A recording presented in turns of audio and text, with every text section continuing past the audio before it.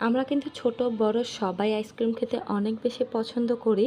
আর এই গরমের মধ্যে কিন্তু আইসক্রিম খেতে অনেক বেশি ভালো লাগে। আর আজকে একদমই দোকানের মতো করে পারফেক্ট ভ্যানিলা আইসক্রিম আপনাদেরকে তৈরি করে দেখাবো। আর এই রেসিপি ফলো করে আপনি একবার আইসক্রিম বানালে দোকান থেকে কিনে খাওয়ার কথা ভুলে যাবেন। প্রথমেই হচ্ছে আইসক্রিম তৈরির জন্য আমি এখানে 1.5 কাপ পরিমাণ তরল দুধ নিয়ে নিলাম। তো এখন হচ্ছে আমি 2 চামচের মতো গুঁড়ো দুধ দিয়ে দিচ্ছি। আপনারা চাইলে গুঁড়ো দুধের পরিবর্তে এখানে কনডেন্স মিল্ক দিতে পারেন। তো এখন এই গুঁড়ো দুধটার সাথে লিকুইড দুধটাকে বেশ ভালো করে আমি মিক্স করে নিচ্ছি।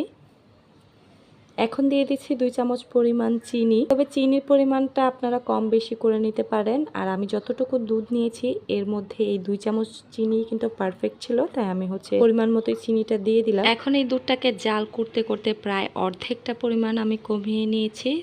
তো এই তো এটা কিন্তু অনেকটাই ঘন হয়ে গিয়েছে। এখন এই চুলাটা অফ করে দিয়ে ঠান্ডা করে নিব। এখন আমি এখানে হচ্ছে ট্রপিক্যাল ব্র্যান্ডের হুইপ ক্রিম নিয়ে নিয়েছি। আপনারা চাইলে যে কোনো ব্র্যান্ডের ক্রিমটাই ইউজ করতে পারেন। এটাকে হচ্ছে আমি 1 ঘন্টা আগেই ফ্রিজ থেকে নামিয়ে রেখেছিলাম। ডিপ ফ্রিজে যেহেতু থাকে 1 ঘন্টা আগেই রুম টেম্পারেচারে করে নিতে হবে।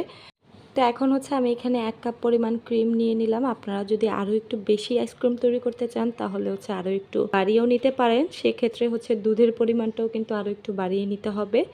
তো যাই হোক, এখানে হচ্ছে 1 কাপ পরিমাণ ক্রিম নিয়ে নিয়েছি। এখন এই ক্রিমটাকে হচ্ছে আমি একদমই হাই স্পিডে 2 থেকে 3 মিনিটের মতো বিট করে নিব। আর এখানের এই ক্রিমটা কিন্তু খুব বেশি স্টিফ করা যাবে না। আমরা কেকের ক্রিমগুলো যত বেশি স্টিফ করি এটা কিন্তু তেমন করা যাবে না। এটা একটু নরম থাকতেই কিন্তু বিটারটা অফ করে দিতে হবে।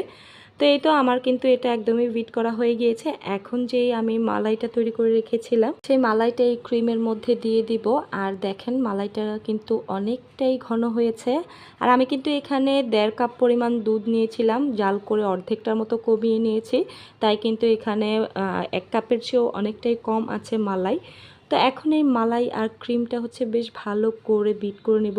তবে এটা কিন্তু একদম বেশি বিট করা যাবে না, জাস্ট মিশিয়ে নিলেই কিন্তু আমাদের আইসক্রিমের ব্যাটারটা হয়ে যাবে। এখন এই মিশ্রণটার মধ্যে আমি জাস্ট সামান্য পরিমাণে একটু ভ্যানিলা এসেন্স দিয়ে দিচ্ছি একটু সুন্দর ফ্লেভারটা পাওয়ার জন্য। তবে নর্মালি কিন্তু এই ট্রপিক্যাল ক্রিমের মধ্যে ভ্যানিলা একটা ফ্লেভার থাকেই, তাও আমি অল্প একটু অ্যাড করে দিলাম। তো এই তো আমার আইসক্রিমের মিশ্রণটা কিন্তু একদমই রেডি। তো এখন আমি হচ্ছে একটা আইসক্রিমের বক্স নিয়ে নিলাম। এখন এই বক্সের মধ্যে হচ্ছে আমি এই আইসক্রিমের মিশ্রণটা ঢেলে দিচ্ছি।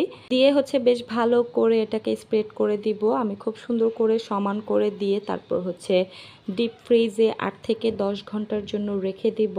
তো এটা আমি উপর থেকে হচ্ছে খুব সুন্দর করে সমান করে দিচ্ছি। তবে আপনারা চাইলে কিন্তু এটার মধ্যে কিছু ড্রাই ফ্রুট অ্যাড করতে পারেন।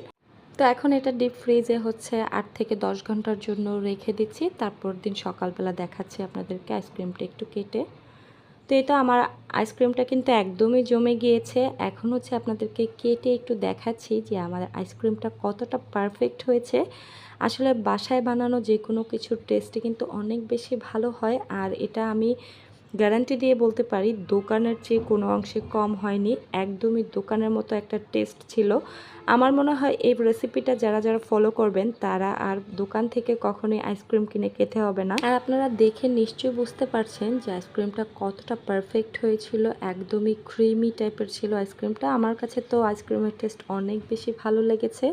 আর আমার বাচ্চারাও অনেক অনেক বেশি পছন্দ করেছে। আর এই গরমে চাইলে আপনারা আপনাদের বাচ্চাদেরকে এরকম একটা আইসক্রিম বাসায় তৈরি করে দিতে পারেন।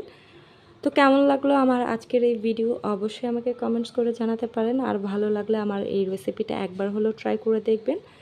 আর অবশ্যই আমাকে কমেন্ট করে জানাবেন কেমন লাগলো আমার আজকের এই রেসিপি।